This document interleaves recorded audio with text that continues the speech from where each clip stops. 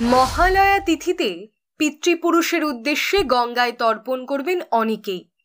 তবে কথিত আছে সারা বছর সুখে শান্তিতে বাঁচার জন্য কিছু নিয়মকানুন এদিন মানা প্রয়োজন, না হলে হতে পারে বিপদ।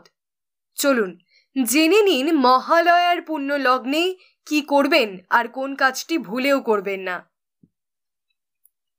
মহালয়ের দিন কোনো শুভ কাজের শুরু না করাই ভালো। যেমন এই দিনটিতে কারো বিয়ের কথা বলবেন না, বাড়ি গাড়িও না কেনাই ভালো। এদিন ব্যবসার সূচনা করাও উচিত নয়। এই দিনটিতে আমিষ খাওয়া উচিত নয়। প্রিয়জনের ছবির সামনেও আমিষ খাবার দেবেন না।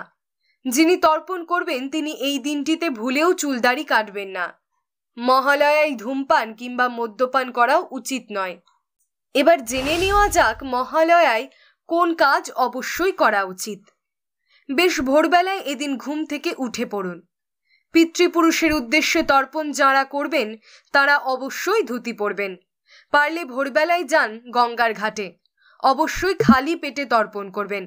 যাঁরা তর্পণ করতে পারবেন না তারা পিতৃপুরুষের ছবিতে মাল্যদান করে প্রিয় খাবার দিতে পারেন। পারলে এই দিনটিতে দান ধ্যান করুন। দরিদ্রদের খাবার কিংবা পোশাক দিতেই পারেন। পশু পাখিদের খাবার খাওয়াতে পারেন। বিষ্ণুর নাম জপ করতে পারেন। এছাড়া রামায়ণ মহাভারত অথবা গীতা পাঠ করতে পারেন।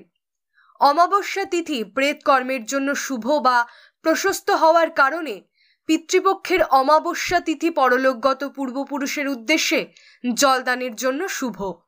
পিতৃপক্ষে পরলোকগত পূর্বপুরুষকে জল দান করলে পূর্বপুরুষের আশীর্বাদে সংসারে বাধা বিঘ্ন নাশ হয়, সংসারে শান্তি আসে, স্ত্রী বৃদ্ধি হয়। এই রকম ভিডিও দেখার জন্য আমাদের চ্যানেল সাবস্ক্রাইব করুন। ভালো লাগলে লাইক করুন। কোনো প্রশ্ন থাকলে অবশ্যই কমেন্টস করুন।